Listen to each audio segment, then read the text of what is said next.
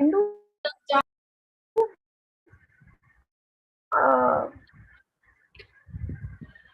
Yes, ma'am. Can I share my screen or you will share your screen? Can you see my screen? Okay. Yeah. It's visible. Yeah. You only operate, no? Yes, I will only operate. I will handle it. I will do it. Okay. Nutana, let us start. Yes, ma'am. A very good afternoon to all the participants present here. I once again warmly invite you all to the day 5 of the webinar series. A webinar on Eco Week is being organized by our college, Padma Shri Institute of Management and Sciences, Bengaluru. I am privileged to introduce today's resource person for this session, Dr. Sridevi ma'am. Good afternoon, ma'am. Dr. Sridevi ma'am is the principal of, yes, ma'am. Dr. Sridevi ma'am is the principal of Government Degree College, Tadipatri.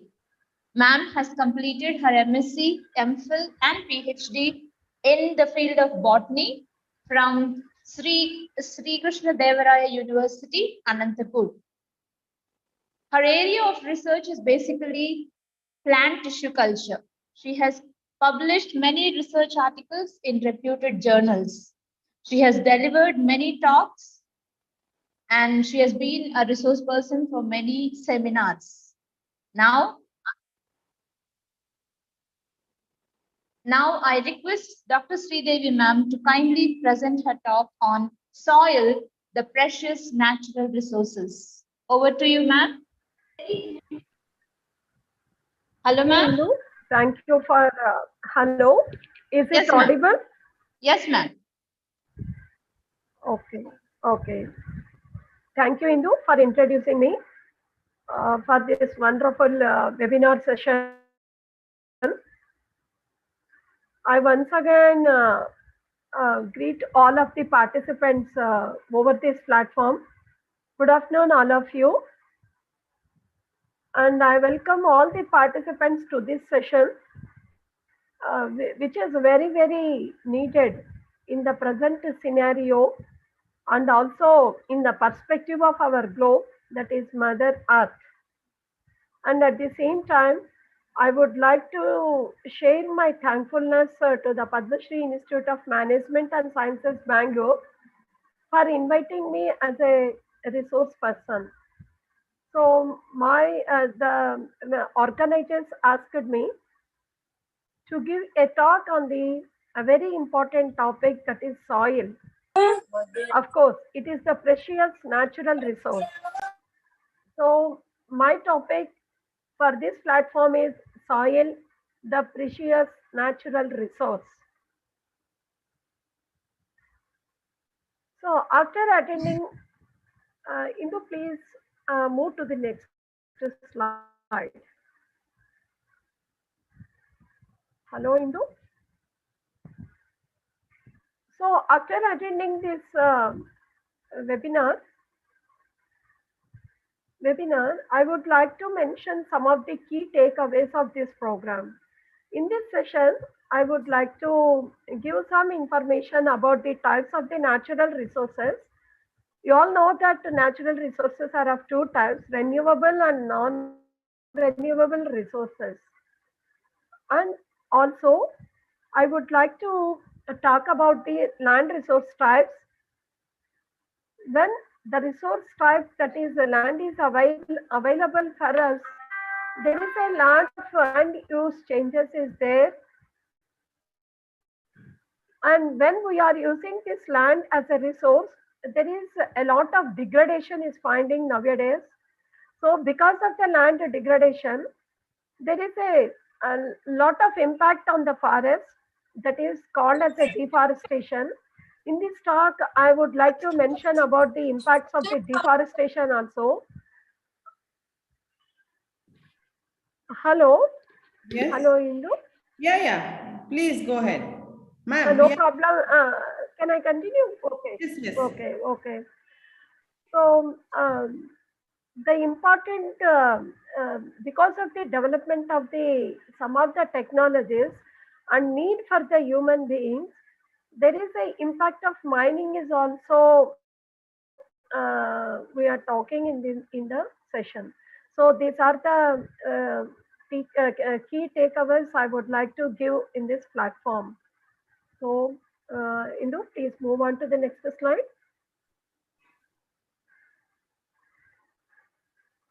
Yes, So, ma'am. in the very first slide, you are observing some of the types of the natural resources. So, human beings require air, water, food. These are the main resources required for the human beings for their living. The food may be from the plants or animals. Apart from this, the sunlight is also required for the human life, and minerals are also required. Land is also required for the dwelling of the living. This is because the land is the main habitat where we can live, and soil and fossil fuels are also necessary for the living of the human beings. So apart from the air, water and food, the human beings require sunlight, minerals, land, soil, and fossil fuels for their existence. All these useful raw materials are called as a natural resources. By the amount of the resources available for the human consumption, these resources can be classified into two types.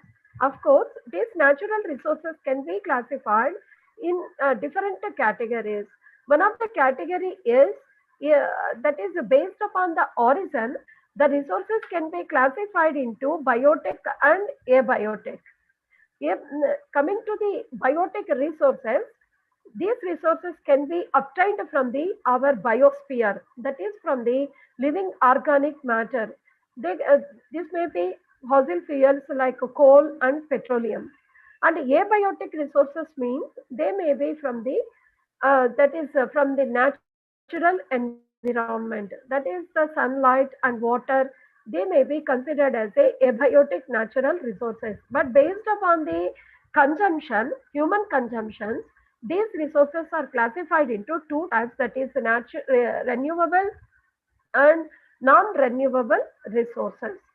So here for the renewable resources, we can take the example that is mineral ores and fossil fuels. In the in the renewable resources, these are replenished naturally, and they can be used based upon the availability. That is light, air, wind, water. They are continuously available in the nature. So they are not affected by the human consumption. That's why they are called as a renewable energy resources. But non-renewable energy resources are, they may be formed slowly, or sometimes they may be formed naturally in the environment. Minerals and coal and petroleum can be taken as example for the non-renewable energy resources. So here in the figure you can find the some of the types of the resources like wind energy, that is this is the fossil fuel, and this is the thermal energy and hydroelectric energy, solar energy. These are some of the types of the resources where I would like to give some of the examples. So types of the natural resources are of two types: renewable and non-renewable resources, natural resources. Please move on to the next slide, Indu. Yes, ma'am. So, importance of the natural resources. So, let me know why these natural resources are very important. Of course, natural resources are important to any country development. For example, to generate energy, fossil fuels are needed. Without petrol, we can't imagine the living condition of the human beings. So for industrial development also, the energy is needed. In the development of the human present technology, all the industries are needed energy at very high level. So for the any country development, we have to generate the energy. So this energy comes from the natural resources. How do humans depend on the natural resources? We already discussed about that the living organisms require food, air and land services. So they live in places where all the things they want. So our Earth planet is one such a planet where we are getting all the living things, whatever we are wanted. For all they do, for human beings especially, these natural resources are very needed. Human beings use energy and foils derived from the natural resources. Of course, they affect the environment. uh, as we are needed in a high level, they are affecting the environment like anything. So we will discuss in the upcoming slides. Please move to the next slide, Hindu. So the topic given to me is the soil. So there are several types of the natural resources. Air is there, water is there, and the living, that is the habit, that is the living, the main living habitat of the human beings is, that is earth. So earth is a, over the earth, the soil is the very important natural resource. Soil consists of air, water, minerals, and organic material. And it is one of the world's most important natural resource. Of course, the soil is the superficial layer of the earth crust. So most of the life on the earth is, is used as a direct or indirect source for the food, because over the earth over the earth, the soil is the main factor where our agriculture is practicing, and from where the food is coming for all the living creatures. That's why soil is considered as a most important factor over the earth as a direct or indirect source. Plants and animals are the main source for their nutrients from the soil, and are the and is the main home to many life forms. So our earth is considered as a main planet for all the living creatures to live, that is sustainably. So for the wonderful living, all the creatures needed soil in various, for the purpose of the various uses. What makes the natural resources valuable? So the next important point, what I would like to discuss is these natural resources, that is the earth materials used to support life and meet the needs of the people. So any organic material used by the human beings can be considered as a natural resource. So natural resources of course include oil, coal, natural gas, metals, stones and sand. All these are coming from the soil only. And soil is also, over the soil, some atmosphere is there where the aerobic environment is there and anaerobic environment is there. So depending upon the presence of the that is oxygen and other required gases, air is also essential for the soil. And sunlight of course is needed for the plants to grow and also for the other living creatures. So without sunlight, the plants cannot survive. So plants, with the help of the sunlight, preparing food materials and are supplying to the biosphere. So that's why the soil, with the help of the other resources, are also is considered as a wonderful resource. And over the soil, there is here and there water resources are also there. So coming that in the next slide, that is now you got an idea about the soil as a natural resource and how it is useful for the human being. Now coming to the land resources, that is types of the land resources. Um First, let me give the definition of the land. So, land, that is the soil, is not recorded simply in the terms of the soil and surface topography.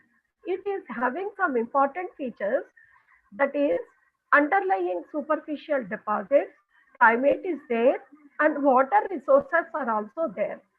And also the plant and animal communities which are developed in the land as a result of the interaction of these physical conditions. So land is considered is not recorded not only in the terms of the soil and the surface topography, but also with the other features like superficial deposits of the soil and also climate and other important water resources.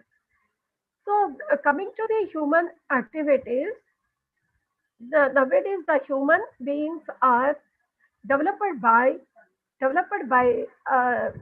very update in the recent developments of the technologies are making the human beings developed into several activities.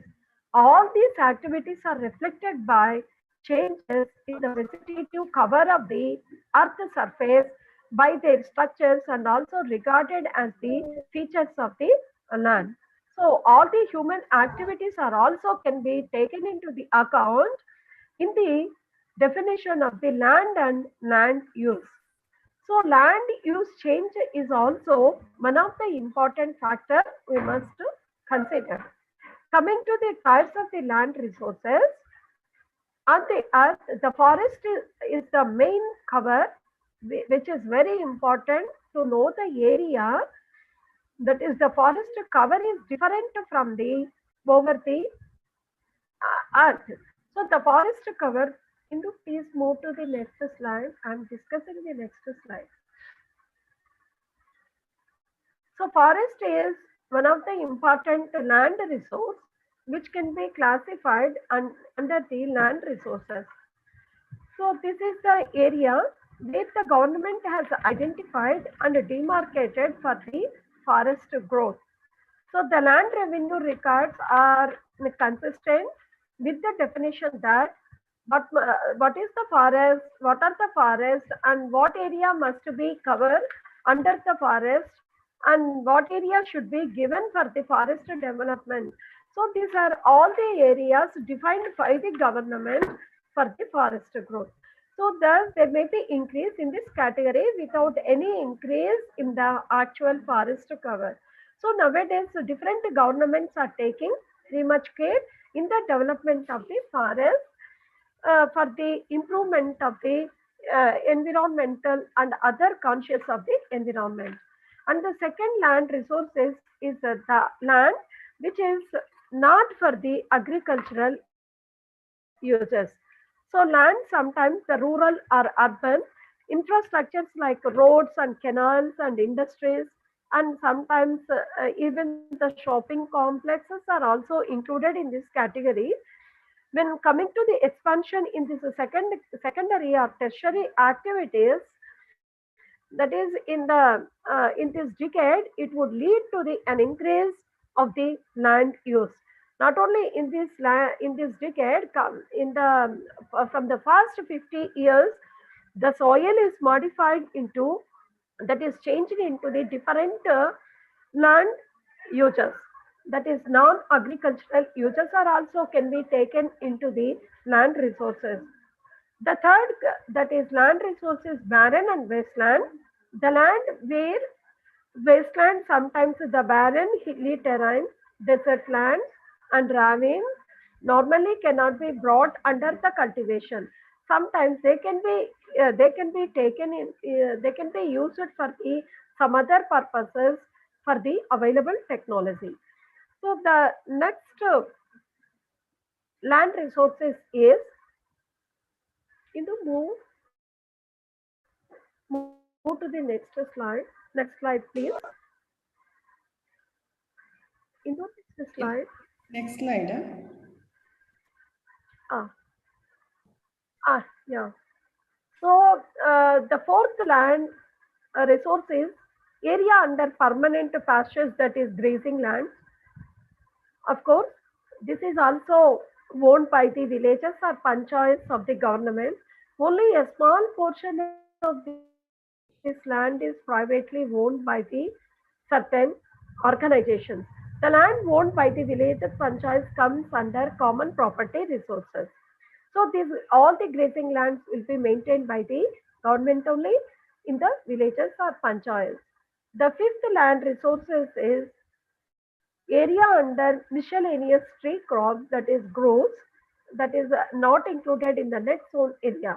But the land under the orchard or fruit trees are included in this category. But much of this land is privately owned by several organizations. So areas under miscellaneous tree crops means that is sometimes the coffee estates are also comes under this category.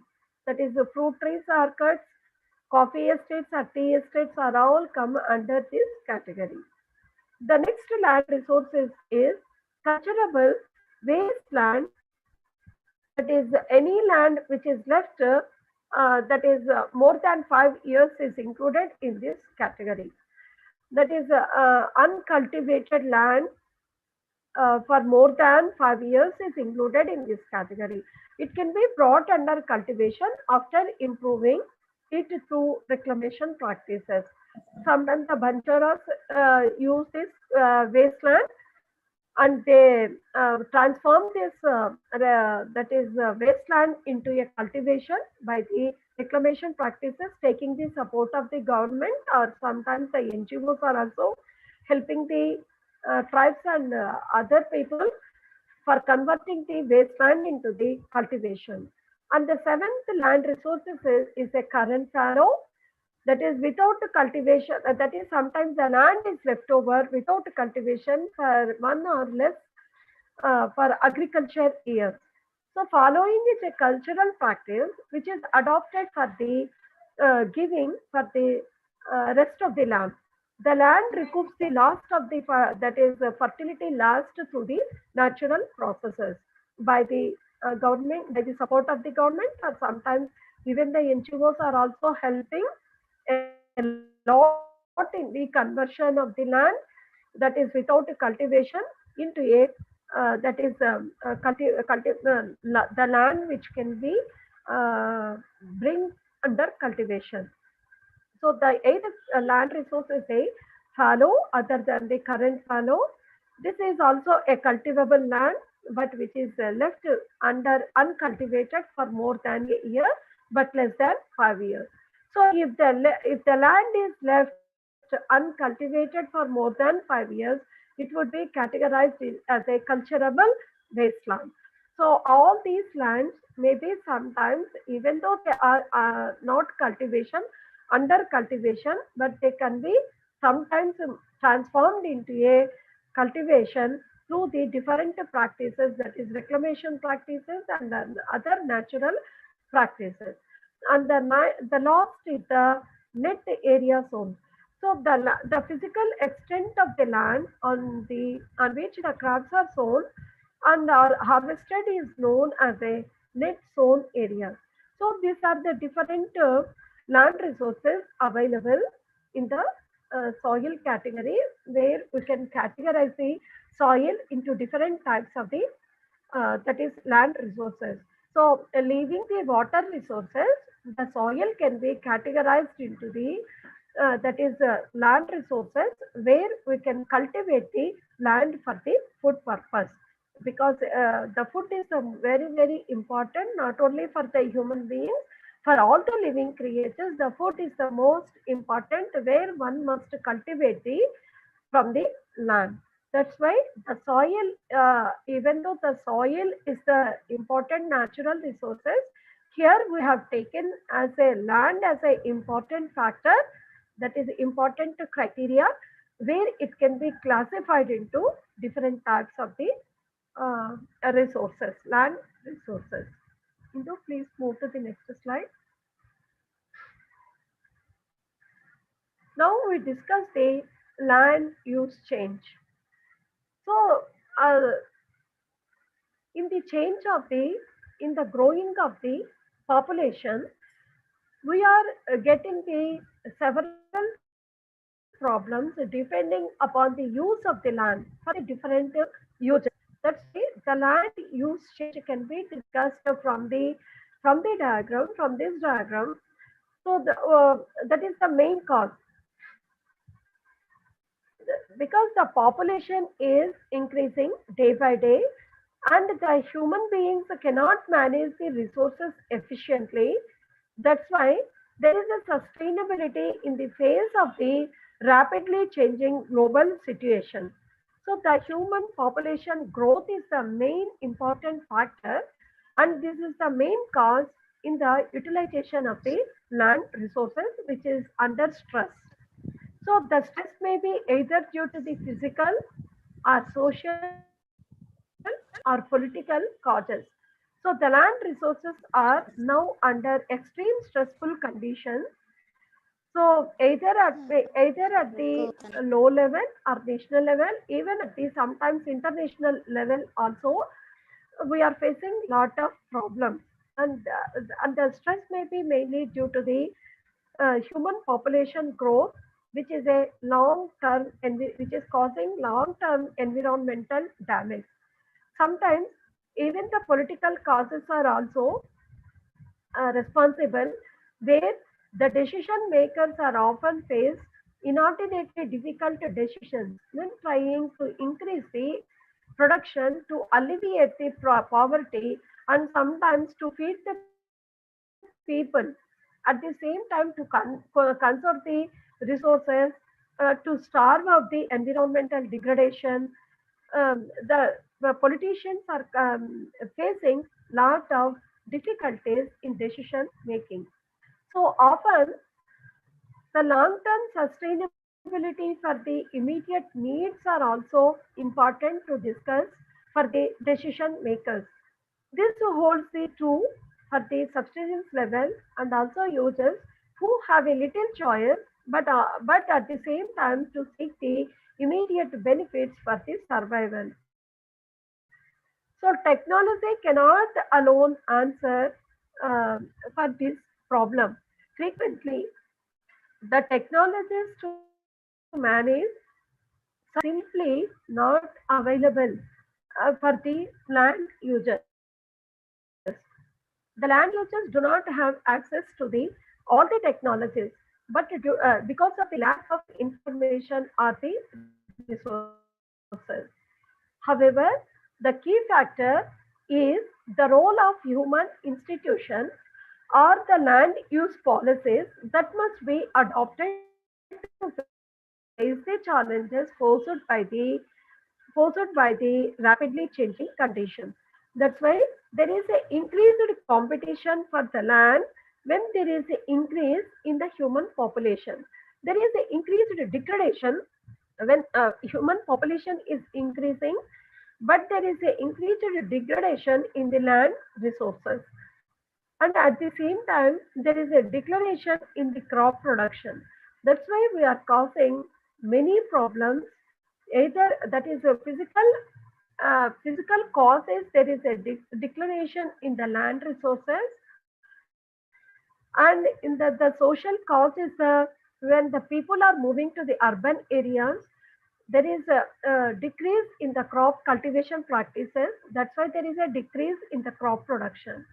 And at the same time, the political policies are difficult in the maintaining in taking in taking the decisions to meet the demands of the population, to increase the production of the food materials, to alleviate the property and other effects of the environmental degradation.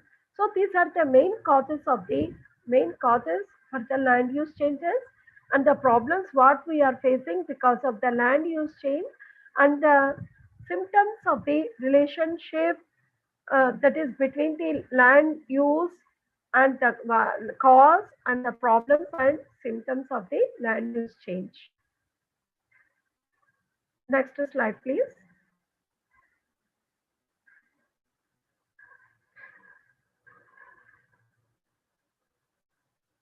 Next slide, please, Indu. Done already. So, at this stage, at this stage, everyone needs to appreciate the three types of the changes that an economy undergoes, which is affecting the land use.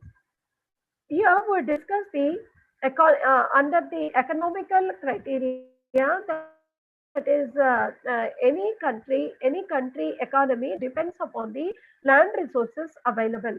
So the size of the economy measured in terms of the value from the goods or services produced in the economy grows over the time as a result of the increasing population, that is changing the income levels, available technology, and other associated factors. All these are related in the determination of the each country's economy. As a result, the pressure is there on the land resources, which will be increased with the time, and marginal lands that would come under the use. So there is an increased population, but the land is not increasing, but the needs are increasing from time to time, but the marginal lands are not increasing. So this would affect the use of the land by the population, which would affect the economy of the country. Secondly, the composition of the economy, which is changing over the time.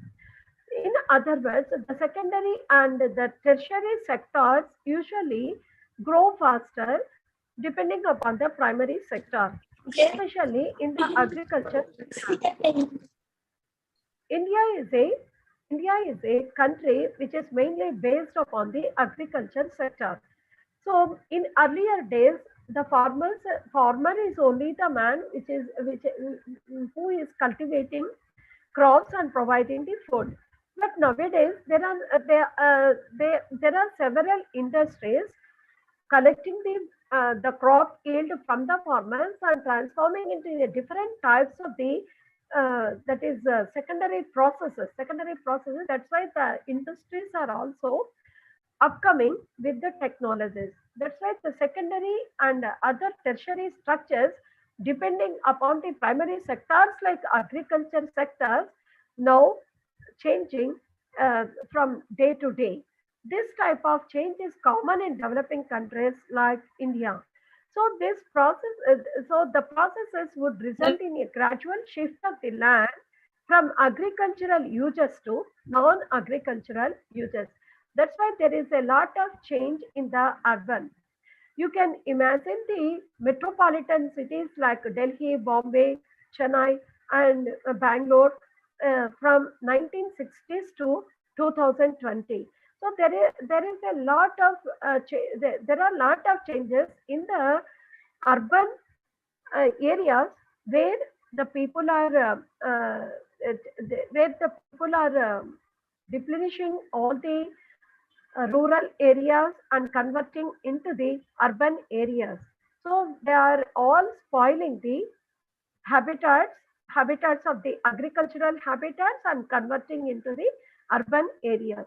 So you can observe such changes which are sharply occurring around the urban areas. The agricultural land is being used for the building purposes.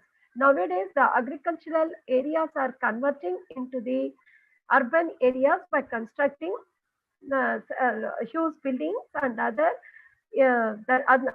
buildings are like industries and other areas. That is building purposes. We are wasting the land, that is agricultural land, into the urban areas. Move to the next slide, please. Thirdly, the contribution of the agricultural activities are also reducing over the time. When we are changing the agricultural land into the urban areas, the agricultural activities are also reduced over the time. So there will be pressure on the land for the agricultural activities that are not declining. That means there is a pressure on the land there is a pressure on the land for the agricultural activities. The farmer has to move for the next agricultural land for his activities. But that's why there is a reduction in the agricultural activities are also. The farmer becomes the labor in the industries, which is not the main habit of the farmer, of course. But at the same time, there is a decrease in when the farmers move from their profession to the next profession, that may be either labor in the industries or sometimes even other professions. When he is moving from the agriculture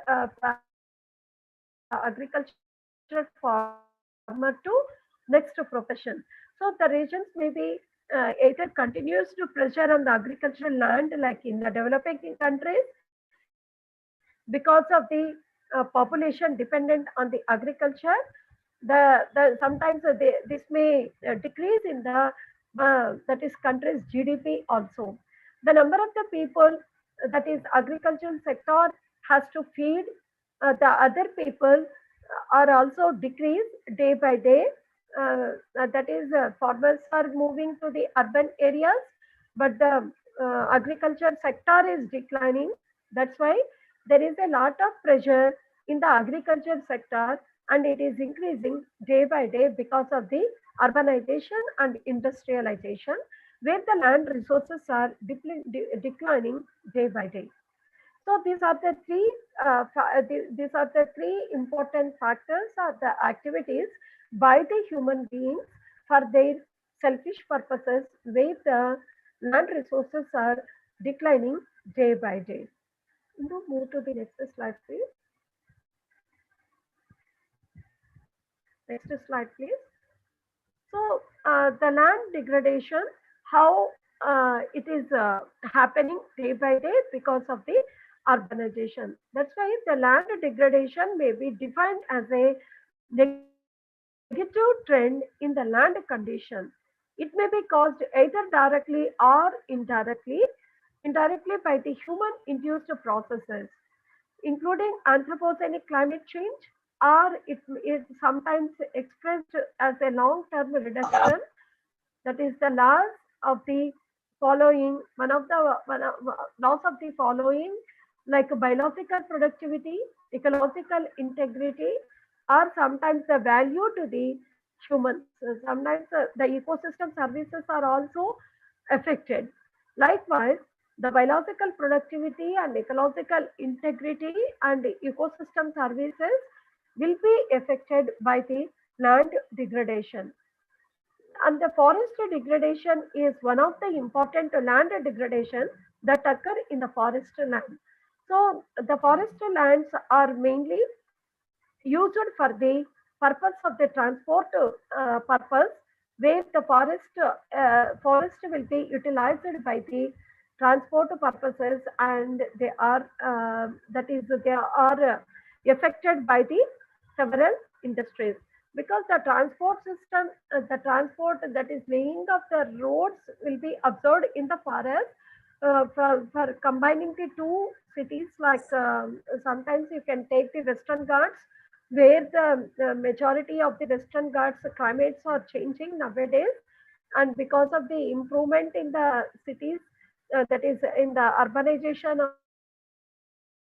of the Western Ghats, and like different areas like Eastern Ghats and Western Ghats and the Himalayas, and even other countries are also, the forests are declining, that is degrading for the urbanization factor. So deforestation is also one of the important point here to discuss, that is the conversion of the forest into the non-forest land, that is the land for the other purposes we are utilizing sometimes. Move to the next slide. Indu. So effects of the land degradation. So the land degradation affects the human beings in multiple ways. It interacts with the political, cultural, and economic aspects. It affects the markets, are also sometimes technological, inequality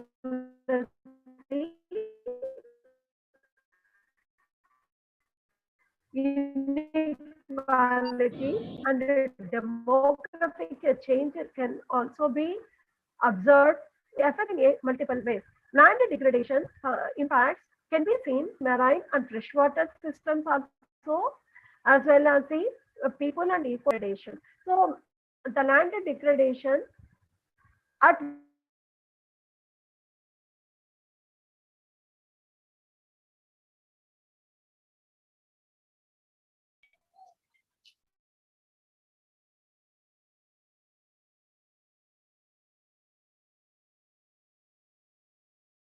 various levels Ma'am, Sridevi ma'am?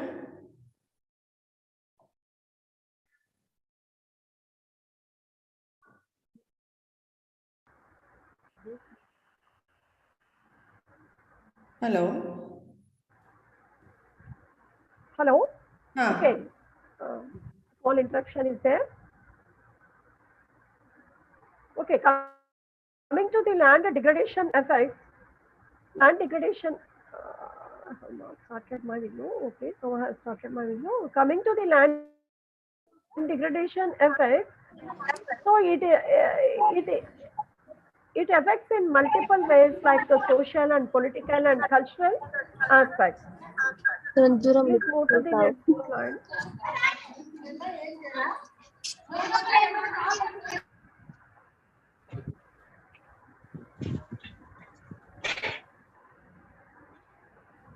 Move to the next slide.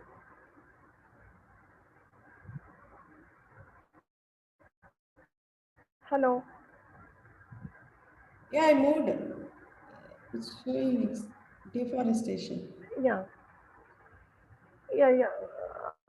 No. From previous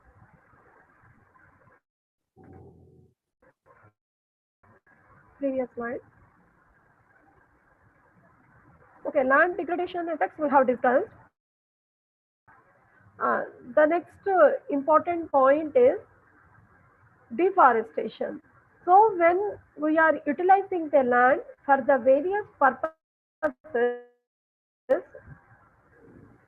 or globalization, we are using the land and moving the forest into a non-forest areas. So this is called as a deforestation, which refers to the decrease in the forest areas across the world.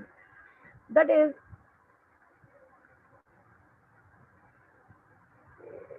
please this.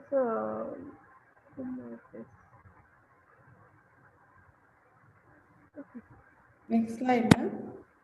The forest, yeah. Okay. So I have operated in some way. Okay. Deforestation. So deforestation is the removal of the forest for the other purposes for the human being. So it also it also may be due to the multiple factors, either by the human being, sometimes the natural origin also causes the deforestation. Natural factors include the sometimes the fire is the main cause which is destroying the forest, and sometimes the parasites caused diseases are also show the impact in the deforestation. And of course the human activities is the most important cause for the global deforestation. So apart from the human impact, the other factors that is included in the deforestation is, that is the fire and the parasites causing the diseases.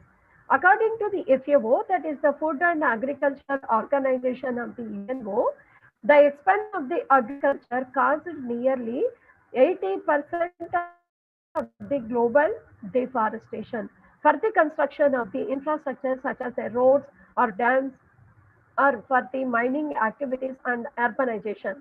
So all these make up the causes which are for the deforestation. So 80% of the forests are now under threatening for the purposes of the mining activities, urbanization, for the construction of the roads and dams. So this is the important threatening, that is the important dangerous point which has to be discussed for the deforestation. Why this is happening for the land resources. Please move to the next slide. Mhm.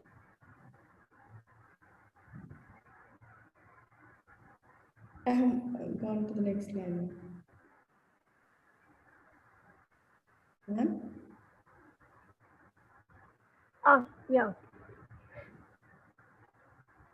So one of the important factor is agriculture. It is the first cause of the deforestation, where 80% of the deforestation is mainly because of the agriculture. So nowadays, when the forest is moving for the agriculture, for example, take the Western Ghats, where we are covering the forest, we are transforming the forest into a agricultural land for the purpose of the cultivation of the coffee and other important economical crops. So, how this agriculture causing the deforestation means 33% of the agriculture caused deforestation is a consequence of the sustenance agriculture, such as local the local peasants or agricultural people in the developing countries moving the forest, that is transforming the forest into a agricultural areas. So that is 80% of the deforestation is mainly happening because of the agriculture. So sometimes even the commercial and industrial agriculture is also causing 40% in the 40% of the forest loss in such a phase to grow food, fiber, and biofuels. Some of the important economical crops like soya beans, palm oil, rice, maize, cotton, and sugarcane.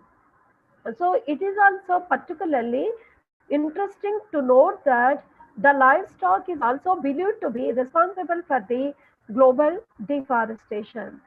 So all these altogether make the conversion of the forest into a other non-agricultural land use, that is non-forestry agricultural use. So these are the main reasons why this for deforestation is happening, where the large areas of the forest are transforming into a agricultural areas to raise the livestock or for the purpose of the cultivation of the important crops. So this is one of the factor. Coming to the next factor, that is move to the next slide, please, Bindu.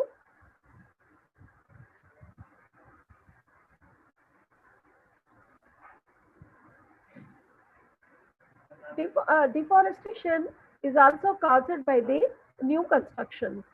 So not only for the agricultural purpose we are destroying the forest, the next very important factor is the constructions. So the constructions by the human beings for the infrastructures is the main cause of the deforestation.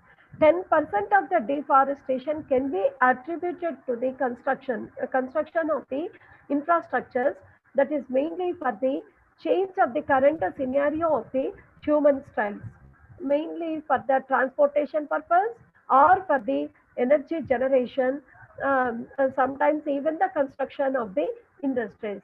On one hand, we are constructing roads and rails, and sometimes the ports and airports, and all these are built to move the some sort of the goods, that is the transportation purposes to move the all sorts of the goods, but either directly to trade centers or to the transformation sites. So first, when we discuss the construction of the road purpose, that is the transport purpose, that is when we wanted to take the agricultural, that is agricultural yield. For example, when you wanted to transport the fruit crops, that is the yield of the fruit trees. The roads are mainly essential for the speedy transport.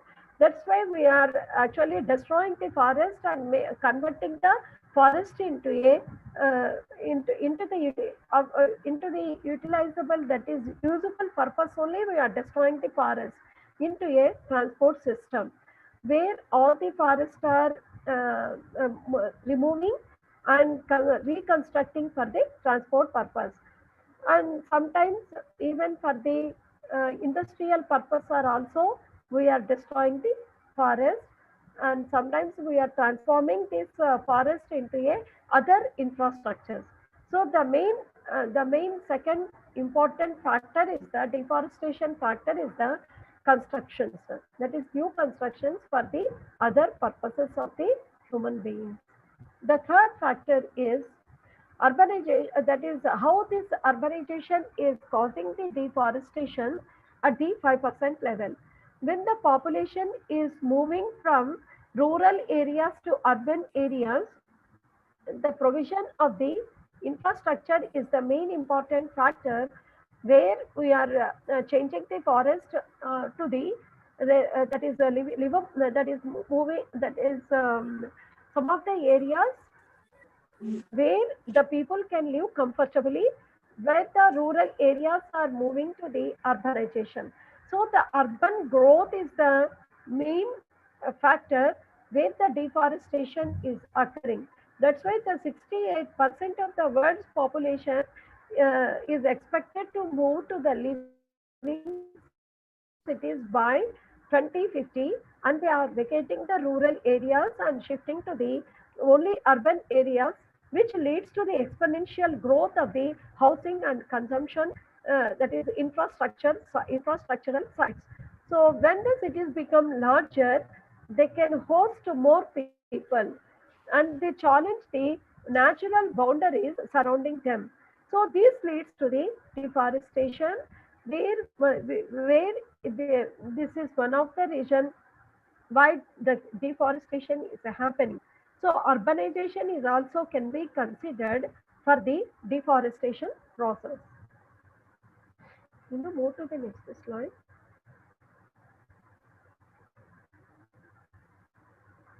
The fourth important factor is that is now we have discussed the how the deforestation happens.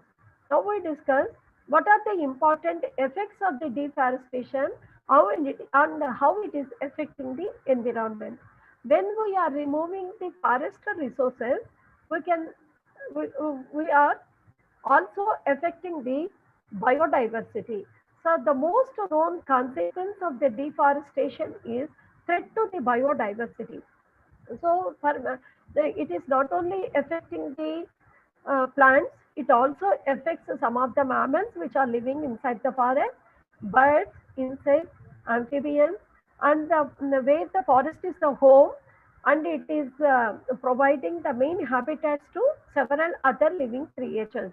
So 80% of the earth's land, animals and plants live in forests. So when we are giving some loss to the environment, that is the forest, 80% of the other living creatures are also affected by the deforestation. So by destroying the forest, the human activities are also putting some impact on the ecosystems into dangers, that is creating natural imbalances. So this natural world is a complex and interconnected. No doubt, it is a ecosystem where thousands of the other living creatures are also interdependent, and they are dependent for other functions. So the trees provide shade and they show impact in the temperature of the for other animals and smaller trees and the vegetation. So these are all occurring in the forest, and when we destroy the forest, these are all will be affected by the destruction of the forest. So sometimes they may not survive with the heat and direct sunlight. So they move to the urban areas, causing sometimes effect to the people who are living in the urban areas. That's why Sometimes we observe the bears and tigers are also occurring nearby forest areas, moving to the nearby villages for the food purpose or sometimes even for the water purpose. For their feeding, they are moving from the forest to the nearby dwelling areas surrounding the forest. That's why when they lose the shelter, they need to survive. Because of their need to the survive, they are moving from the forest to the nearby surrounding areas of the forest. So they show effect on the biodiversity. The next thing is, the next effect of the deforestation is, move to the next slide.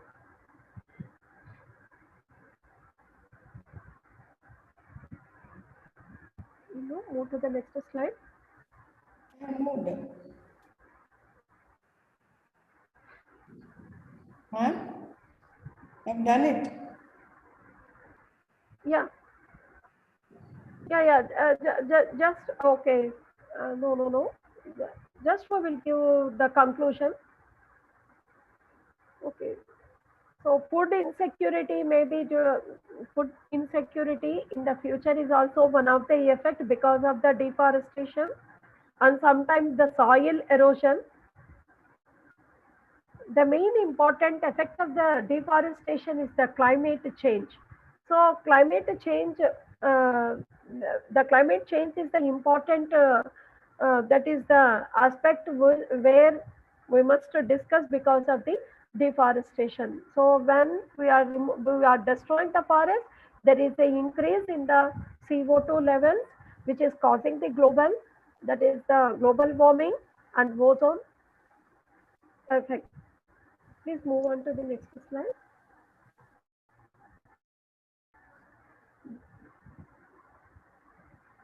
Conclusion slide.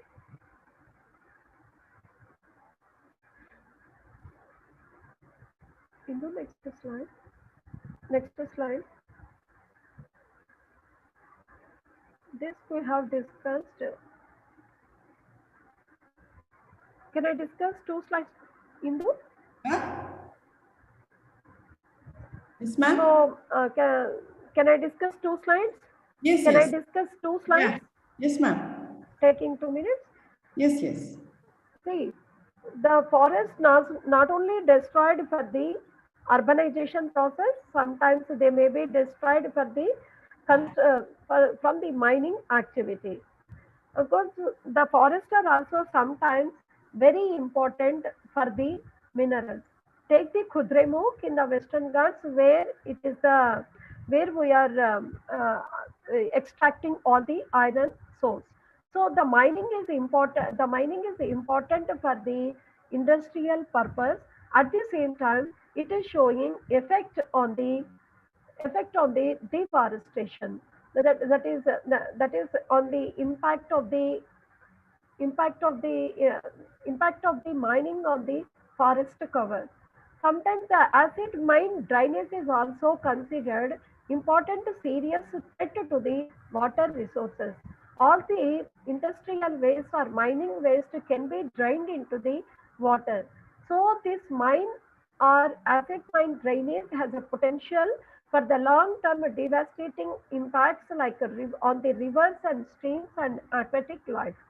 So, when we take the gold mine or copper mine, the silver or molybdenum or other sulfide minerals, they may they may be drained into the rivers or streams where it is affecting the aquatic life.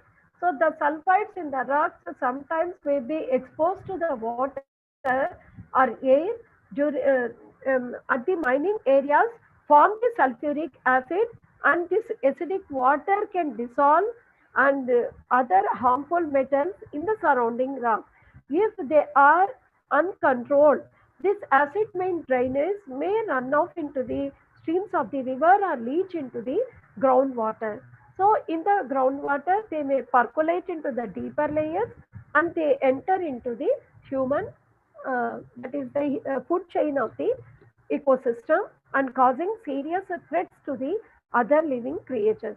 That's why the land mine drainages are also very very important factors to showing serious threat to the living organisms. Move to the next slide. Indu, move on to the next slide. Have moved. So the land mining is showing an impact on three important areas, that is emissions. So they may be mobile or stationary sources. So these emissions may cause serious diseases to the human beings, and the pollutants which are coming from the land mining, they may be transported to the other areas through the water stream, and they cause the physical and chemical changes of the environment, which are showing the impact on the human health and the environment, and sometimes even on the infrastructure and global climate. Move to the next slide.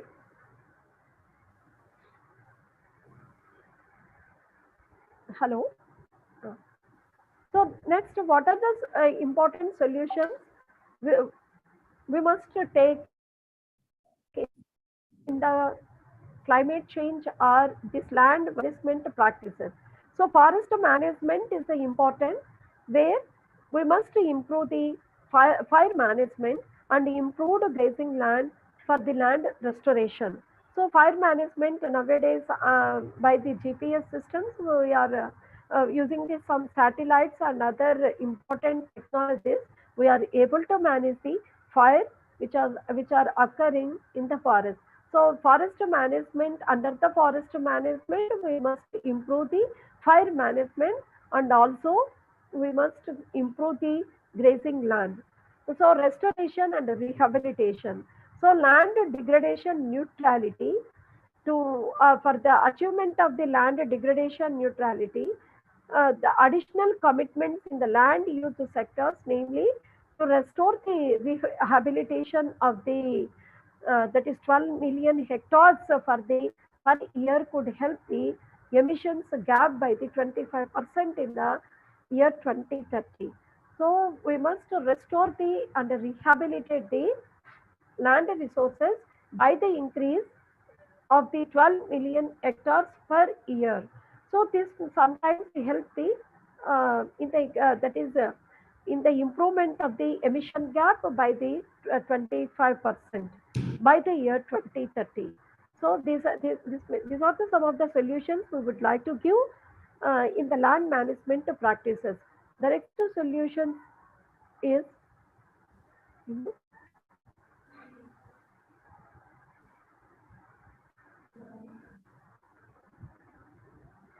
so that's why the UNO has taken some of the important decisions in the establishment of the UNCLOS, that is United Nations Conventions to combat desertification. Sometimes desertification is also happening because of the industrialization or globalization. So the even to meet the Rio conference agenda 2021 also, we wanted to focus some of the areas, that is to address specifically in the arid, semi-arid, that is the management of the dry land, to convert the vulnerable ecosystems for the people. From India, the Ministry of the Environment and Forest Climate Change is focusing some of the important areas where we must take some of the important steps to combat the management of these forests and also desertification areas. So June 17th is, of course, is observed as a worldwide as a World Day to combat the desertification and drought. Move to the next slide.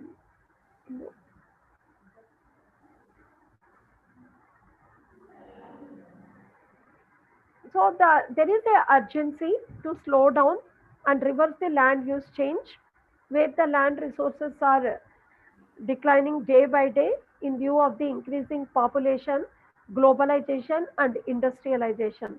So the land is becoming a critical component, which is also affecting the biodiversity.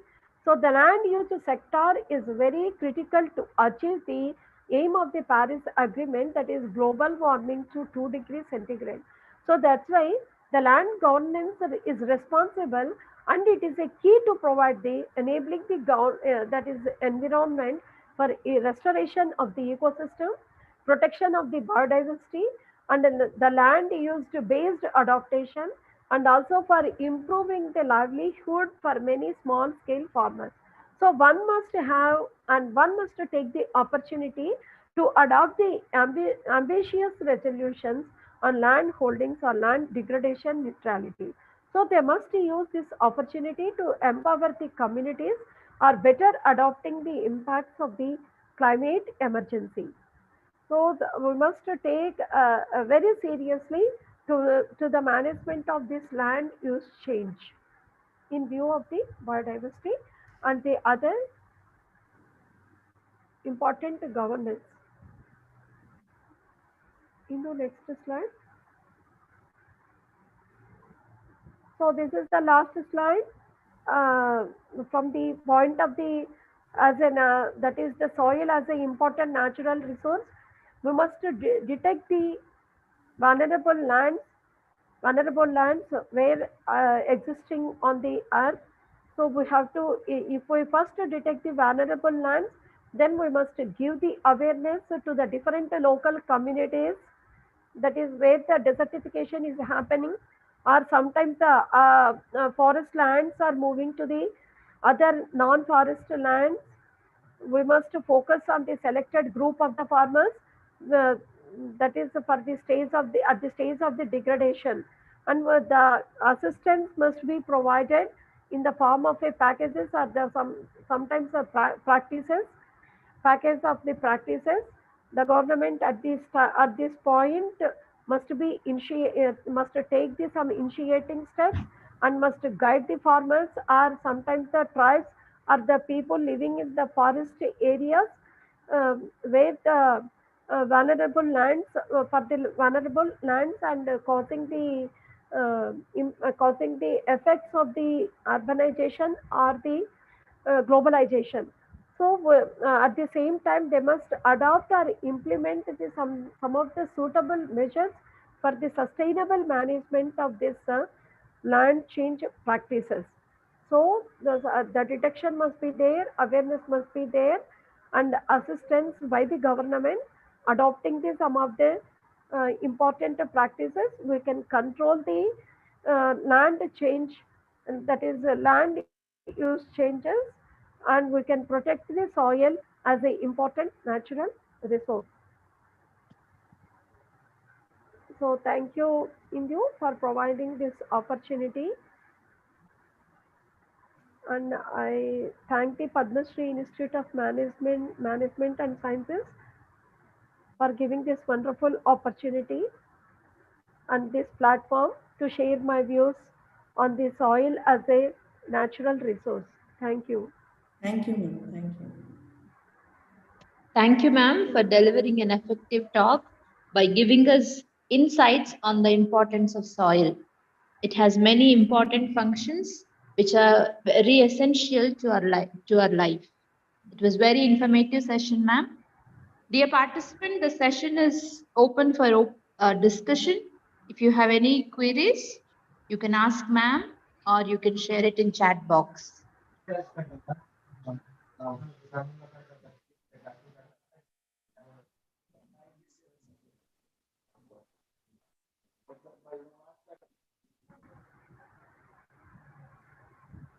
Pulkina, if there are no questions, I think we can end the session. Ma'am, let me 1 minute, ma'am. Yeah. Yeah, I'm just sharing the feedback link so you can give us a valuable feedback. Once again, Dr. Sridevi ma'am, on behalf of our college, I thank you for accepting our invitation and delivering the talk, ma'am. Okay.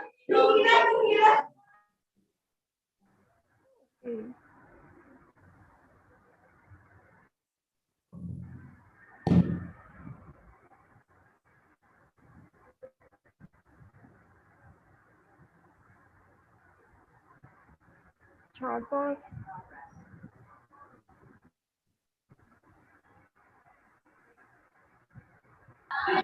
Someone wants to talk, you can just raise your hand and then ask question.